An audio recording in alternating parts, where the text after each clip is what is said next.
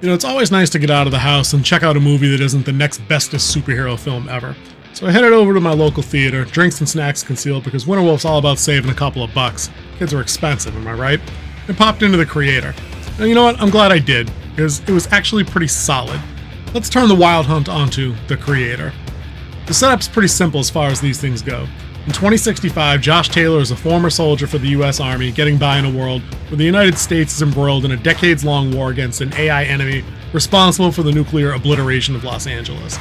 5 years after sustaining a personal, massive trauma while working as an undercover operative infiltrating an AI guerrilla cell, Taylor's dragged back into the mix by the US Army, who needs him to locate and destroy a new AI-based weapon that could cripple the American war effort permanently. The reward? A chance to be with the wife he thought he lost. There's a lot to like about Gareth Edwards' work here. There's an interesting story world, a compelling if not familiar plot, and a standout powerful performance by young Madeline Una Voiles as Alfie. Seriously, Disney, call this girl. You need her.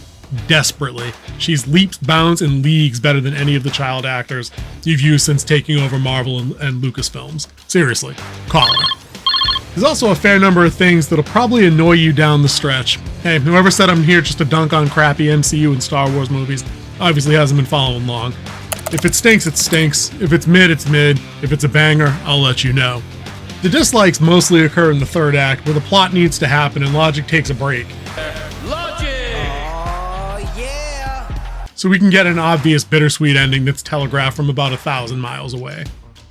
On the upside, you gotta hand it to Gareth Edwards here. He managed to craft an intriguing, visually captivating world filled with gorgeous locations. You also get a couple of glimpses of a bombed-out Los Angeles, a suborbital US Army platform that'd make the SHIELD guys nervous, and an easy half-dozen locations that feature a striking combination of future tech and what I guess would be Buddhist temple imagery. Would be the best way I could put it. I hope I don't offend anybody saying that. Where you got some sentient robots called Sims have integrated themselves into human society in what the movie calls New Asia. And dude did it all on a reported budget of $80 million. Take that, bloated Disney budgets. It makes me wonder what kind of mission Edwards might have been on making this movie, given his firing from Rogue One. Maybe he was trying to make a point here, that he should have been allowed to deliver a finished product, and now he's proving he can do better than Lucasfilms for less money. Take that, Darth Kennedy. The VFX is solid across the board, proving you definitely don't need a bloated Marvel budget to bring a sci-fi fantasy world vividly to life. The Sims each have interesting designs, from the mostly human-looking characters like Haroon, right on down to the new Asian police bots, who each move with athletic purpose. The robots all capture all too human mannerisms as well, as they comfort and protect their family members, both human and AI. It's kind of creepy at different points. The world and technology all look like a natural progression from our familiar world about 40 years from now. The ship designs, drones, weapons, and cityscapes, and even the civilian and military fashion look authentic and are neither wild or over the top. It all feels really grounded and recognizable. This is not The Fifth Element. On the performance front, we get a mixed bag from the cast. Leading man John David Washington is pretty scattered. Moments for acquiring a certain level of gravitas come and go without much impact. Maybe he ought to sit down with his dad for a couple of pointers. And the few spots he's improvising don't really lend themselves to showcasing anything inspiring.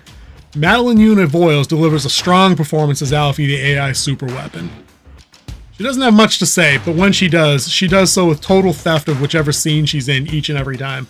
She's the perfect blend of reserved, innocent, and childlike, and when the moment calls for some serious emotion, she's right on target every time.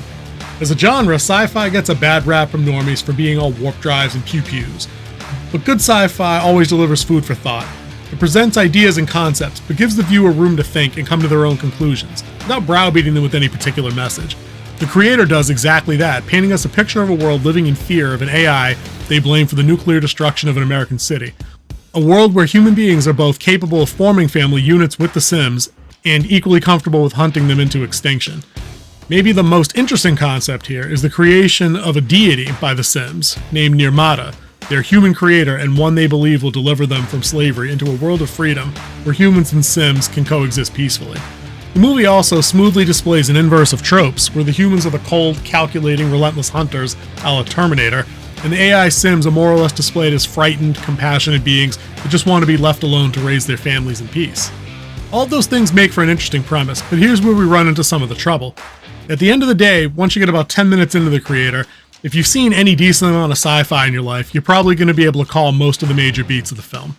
The aesthetic will likely be enough to carry you, but if you're a stickler for it must be a completely novel concept, you're probably going to find yourself in depressingly familiar territory. The characters beyond Taylor are also mostly paper thin and cartoonish.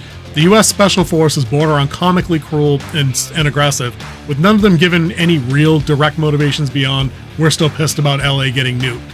The exception, I'll say though, is Allison Chaney's Colonel Howell, the mission's commander. She gets enough backstory to provide understandable motivation, and her performance never reaches typical girl boss territory because she's never one-upping the guys on her team or inexplicably tossing around 400-pound Sims in combat situations.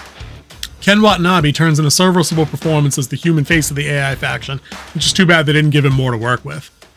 The bond between Taylor and Alfie also felt kind of rushed to me, with Taylor moving too quickly from a detached and cool Alfie is only a weapon, she's a thing, her emotions are just programming, to you've made me a better man and I'm willing to do whatever it takes to protect you. Now, somewhere along the way, I was waiting for the story to go all wolf and cub, Mandalorian style, but it never quite made it there for me, which I found a little disappointing. The world building also had a couple of holes larger than Amber Heard's defense testimony, which I guess if plugged would have basically eliminated the chance for the story to happen. Case in point, the creator wants me to believe that in 2065, the US freely pursues AI throughout New Asia and bombards them with impunity. But where's the rest of the world? Where's the UN? Where's China? I find it hard to believe that nobody objected or bothered to engage the US's Nomad orbital bombardment station and were just content to let them do their thing. It might have made more sense if world governments were in agreement or lockstep that the AI needed to be eradicated, but having it just be the US striking back out didn't make much sense. I also had a bone to pick with the situation being constantly referred to by both sides as being a war. It seemed to me the US had the AI perpetually on the run and on the verge of extinction. There was never a mention of an AI counteroffensive or victories that they've scored, just a single incident in LA from 15 years prior, which may have had an explainable plot twisty, revelation built in. I won't spoil it there. Go check that out for yourselves. But the whole history of the world seemed to be a one-sided affair, with the Americans operating in a retaliatory way, spurred on to berserker-like fury when they discovered that the AI superweapon exists in New Asia. Now, rounding out some of the down bits was the build to the film's climax.